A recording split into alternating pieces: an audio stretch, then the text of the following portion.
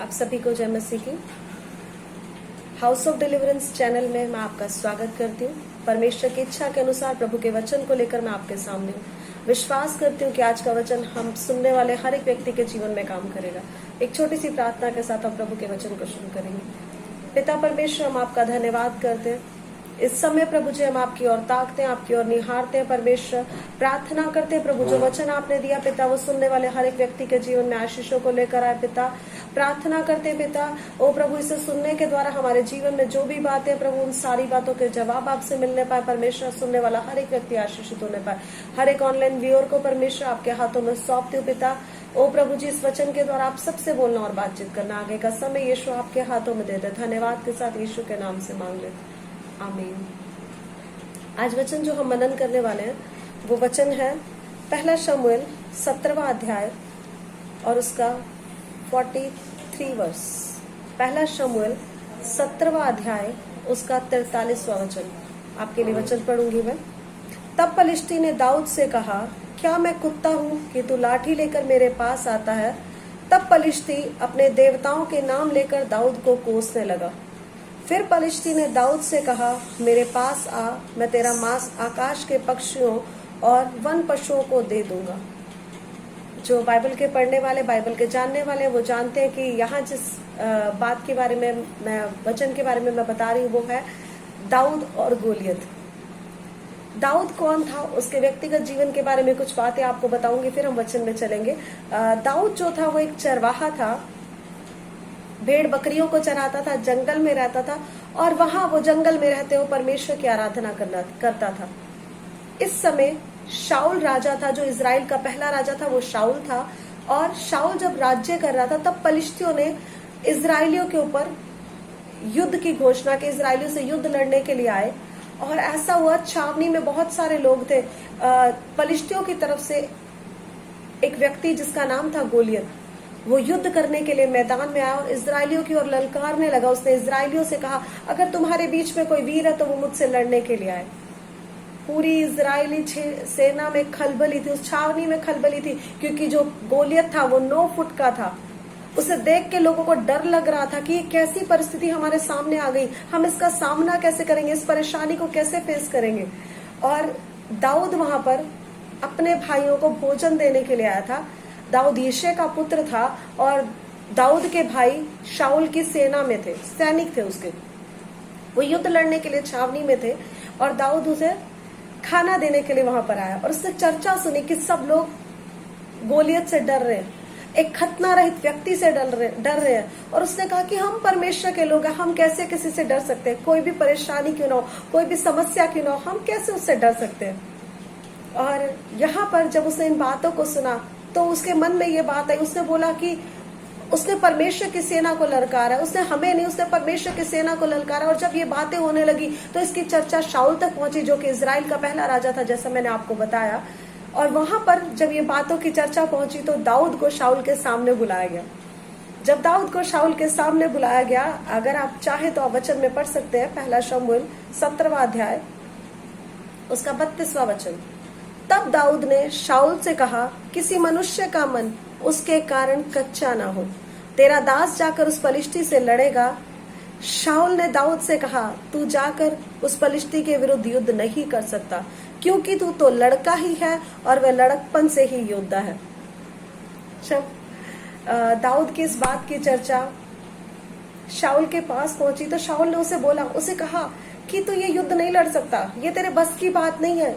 वो इतना लंबा, वो बचपन से जब से वो उसे होश संभाला गोलियत ने, तब से उसने युद्ध देखे। वो जानता है युद्ध के लिए क्या रणनीति होनी चाहिए, युद्ध को कैसे लड़ना चाहिए। लेकिन तू एक लड़का है, एक बच्चा है, तू कैसे युद्ध जाके लड़ सकता है?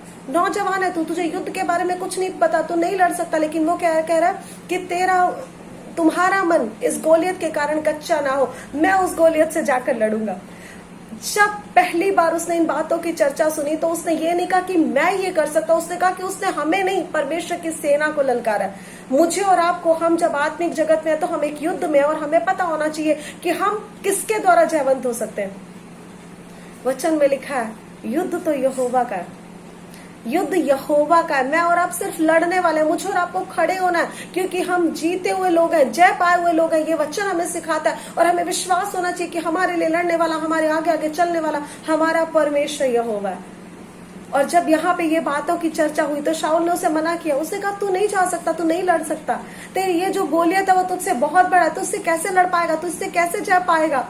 पर प्रियो, उसने उसकी बातों को सुनकर, एक राजा बोल रहा है जिसको इतना अनुभव, जिसको इतना एक्सपीरियंस है, एक ऐसा व्यक्ति उसे समझा रहा है। जब हम किसी समस्या में पड़े ना, तो मुझे और आपको ये ध्यान रखने की जरूरत है कि हमें किस व्यक्ति के पास जाकर उस बात को डिस्कस करना है, किस व्यक्ति के पास जाकर हमें ये सलाह मांगनी है, हम इस काम को करें कि नहीं करें। अगर आप शारीरिक लोगों के पास जाएंगे तो वो आपको भयभीत करेंगे, वो आपको डराएंगे, लेकिन अगर आप आत्मिक अनुभवी लोगों के पास जाएंगे जो प्रभु के साथ चल रहे हैं, वो आपको एनकरेज करेंगे और आपको कहेंगे कि परमेश्वर आपके लिए लड़ेगा, प्रभु आपके लिए चलेगा। सबसे पहले आपको निर्णय लेना कि आपको कहां पर जाना है और किस व्यक्ति से आपने बात करनी है।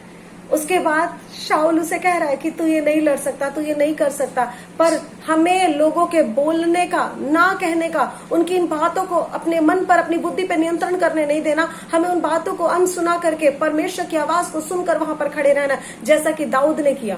आगे वचन में इस तरह से लिखा है, दाऊद ने शाऊल से कहा, तेरा दास अपने पिता की भेड़ बकरियां चराता था, और जब कोई सिंह या भालू झुंड में से मेमना उठा ले जाता, तब मैं उसका पीछा करके उसे मारता और मेमने को उसके मुंह से छुड़ा लेता, और जब वह मुझ पर हमला करता तब मैं उसके केश को पकड़कर उसे मार डालता था। तेरे दास ने सिंह और भालू दोनों को मारा, और वह खतना रहित पलिश्ती उनके समान हो जाएगा, क्योंकि उसने जीवित परमेश्वर की सेना को ललकारा। हालेलुया। परमेश्वर के अजीजों, मैं आपसे कहना चाहती हूँ, दाऊद शाऊल की बातों को सुनकर भयभीत नहीं हुआ, दाऊद शाऊल की बातों को सुनकर डरा नहीं, बल्कि उसने उन कामों को याद किया जो परमेश्वर ने पहले के समय में उसके साथ किए थे।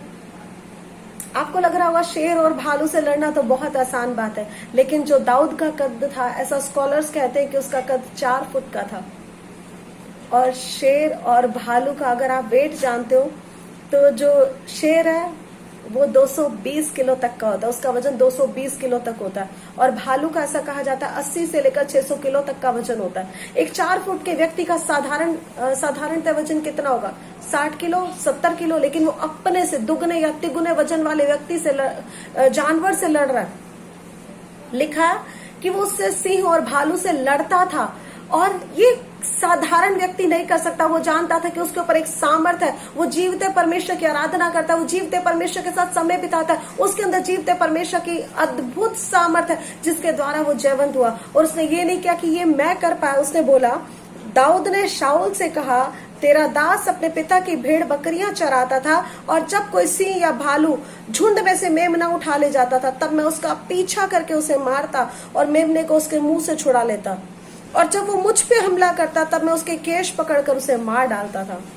उसके केश पकड़कर उसे पटक देता था, उसके मुंह से मेमना छीना। ये साधारण बात नहीं है, ये परमेश्वर के द्वारा सामर्थ पाया हुआ व्यक्ति ही कर सकता है, क्योंकि जब वो जंगल में भी था तब भी वो परमेश्वर की आराधना करता था। उसका प्रभु के साथ एक व्यक्तिगत रिश्ता, एक संबंध था, और इसी संबंध का नतीजा था एक अद्भुत सी सामर्थ उसके अंदर काम करती थी। 4 फुट के साधारण व्यक्ति जो काम नहीं कर सकते, वो सब काम दाऊद असाधारण परमेश्वर की सामर्थ के द्वारा करता था। उसने फिर वही बात कही जो उसने छावनी में कही थी, शाऊल के सामने कह रहा है कि उसने परमेश्वर की सेना को ललकारा है। उसने कहा, क्योंकि उसने जीवित परमेश्वर की सेना को ललकारा है। मुझे और आपको पता होना चाहिए, हम जिस भी लड़ाई में क्यों ना हो, हमारे सामने कैसा भी गोलियत क्यों ना हो सकता है वो आपकी आर्थिक समस्या हो सकता है, वो आपकी बीमारियां हो, परिवार में परेशानी हो, अलग अलग तरह के अनुभव, अलग अलग तरह की समस्याओं का आप सामना कर रहे हो सकते हैं, लेकिन मुझे और आपको याद रखना है, मेरे और आपके आगे आगे चलने वाला हमारा परमेश्वर यहोवा, और वो जीवित है, वो जीवता परमेश्वर। अगर कोई हमें ललकार रहा है, वचन में लिखा है यशायाह में, अगर कोई तुम्हें छूता तो वो मेरी आंख की पुतली को छूता है। मुझे और आपको याद रखने की जरूरत है कि हमारे लिए बोलने वाला, हमारे लिए लड़ने वाला हमारा परमेश्वर यहोवा है। और दाऊद को इसी बात का विश्वास था। उसने ये नहीं कहा कि मैं युद्ध जीत जाऊंगा, मैं ऐसा कर सकता हूं। उसने कहा कि उसने जीवते परमेश्वर की सेना को ललकारा, और मैं साधारण व्यक्ति नहीं हूं, मैं उस सेना का भाग हूं, मैं जीवते परमेश्वर की सेना का भाग हूं। उसे इस बात का विश्वास था।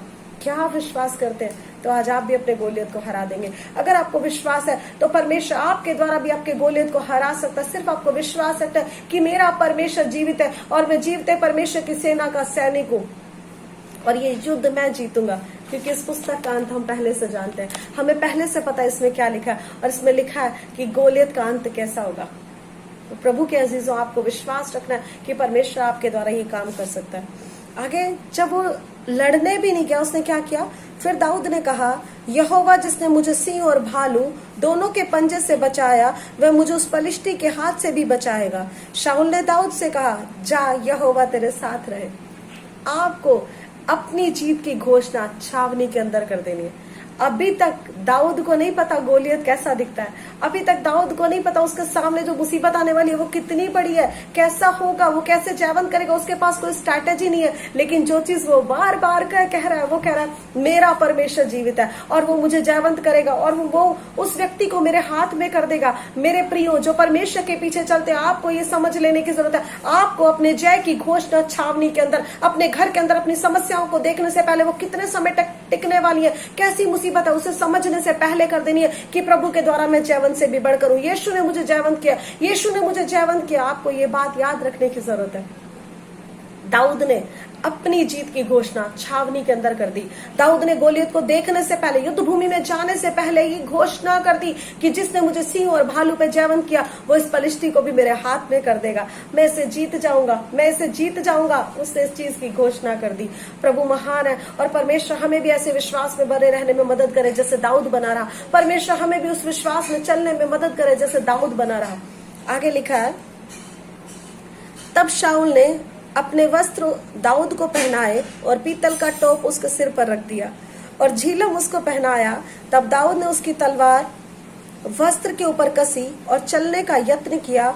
उसने तो उनको परखा ना था, इसलिए दाऊद ने शाऊल से कहा, इन्हें पहने हुए मुझसे चला नहीं जाता, क्योंकि मैंने इन्हें नहीं परखा। और दाऊद ने उन्हें उतार दिया। दाऊद ने क्योंकि उन चीजों को परखा नहीं था। अगर कोई मनुष्य आपकी मदद करेगा ना, तो उस मदद के द्वारा आप चल भी नहीं पाएंगे, खड़े भी नहीं हो पाएंगे, क्योंकि हम आत्मिक हैं और हमारे हथियार शारीरिक नहीं बल्कि गढ़ों को ढा देने के लिए आत्मिक है। मुझे और आपको विश्वास रखना है कि हम शरीर के अनुसार नहीं, शरीर के हथियारों से नहीं जीत सकते, बल्कि विश्वास रखना और वहां पर खड़े रहकर उन जो प्रभु ने हमें हथियार दिए उनका इस्तेमाल करना है। दाऊद ने जिन हथियारों को आजमाया था ना, वो उन्हें लेकर अपने साथ चला। और वो हथियार क्या थे? लिखा है, तब उसने अपनी लाठी हाथ में ली और नाले में से 5 चिकने पत्थर छाट कर अपनी चरवाही की थैली अर्थात अपने झोले में रखे और अपना गोफन हाथ में लेकर पलिश्ती के निकट गया। और जैसा आगे मैंने आपको बताया कि पलिश्ती उससे लड़ने के लिए आया। दाऊद के पास जो हथियार थे वो थे एक लाठी और 5 चिकने पत्थर।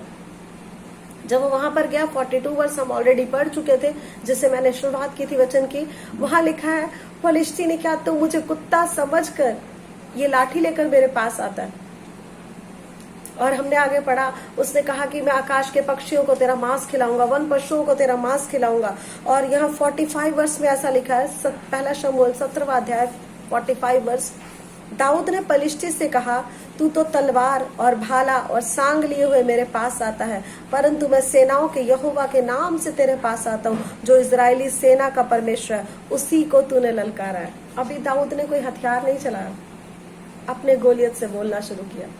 मुझे और आपको अपने गोलियत से बात करनी है। हमारी समस्या कैसी भी क्यों ना, अगर आप बीमार है तो आप घोषणा करें कि मेरा परमेश्वर यहोवा राफा, वो मुझे बचाने के सामर्थ रखता है।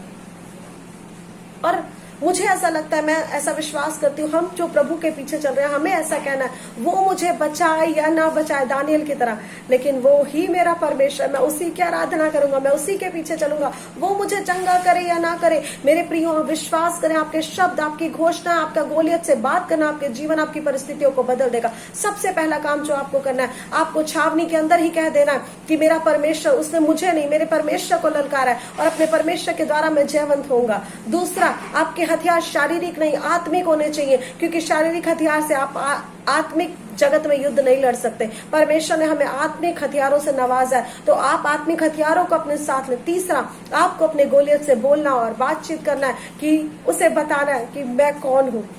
और मुझे ऐसा लगता है गोलियत से ज्यादा आपको अपने आप से बात करने, क्योंकि भय हमारे अंदर आता है जब हम समस्याओं में पड़ते हैं, परेशानियों में पड़ते हैं, तो आपको बोलने की जरूरत है कि मैं जीवते परमेश्वर की सेना का योद्धा हूं और मैं जय पाऊंगा। आपको अपने गोलियत से बात करनी। मेरे प्रियो, आप बात करना शुरू करें, परमेश्वर आपको जयवंत करेगा। आप बोलना शुरू करें, प्रभु आपकी मदद करेगा। और मैं विश्वास करती हूँ आज का वचन आपके जीवन में आशीष को लेकर आएगा। अगर हम परेशानियों में, अगर हम समस्याओं में, हमें खड़े होकर अपने गोलियत से बात करनी और युद्ध भूमि में जाने से पहले अपने जय की घोषणा कर देनी। प्रभु इन वचनों के द्वारा आपको आशीषित दे। जितने लोग मेरे इस वचन को सुन रहे थे, जो मेरे साथ जुड़े होते, आपके लिए मैं प्रार्थना करना चाहती हूँ। एक क्षण हम आंखों को बंद करेंगे। परमेश्वर पिता, हर एक ऑनलाइन व्यूअर को जो हमें देख रहे थे, प्रभु आपके हाथों में सौंपते हैं पिता। प्रभु मैं इस समय हर एक व्यक्ति के लिए प्रार्थना करती हूँ पिता, इनके जीवन में कैसा भी गोलियत क्यों ना हो, कैसी भी समस्या क्यों ना हो परमेश्वर, इस वचन के द्वारा ये बलवंत होने पाए, जयवंत होने पाए पिता। और जिस भी युद्ध के मैदान में, आत्मिक जगत में, जहां पे भी इनकी लड़ाई चल रही है, उसमें प्रभु जी ये जयवंत होने पाए, ऐसी मैं घोषणा करती हूँ। अगर कोई बीमार है वो चंगा हो जाए। हर एक के ऊपर आशीषों को बोलती है, ये वचन जीवित होकर सबके जीवनों में काम करे। और अगर कोई गड्ढे में है तो ये वचन उसमें से उसे निकाल कर बाहर लेकर आए। धन्यवाद करती हूँ हमारी प्रार्थनाओं को सुनने के लिए। सारी महिमा आप ही को मिले, यीशु के नाम से मांगते हैं। आप सभी को जय मसीह की। प्रभु सभी को आशीष दे।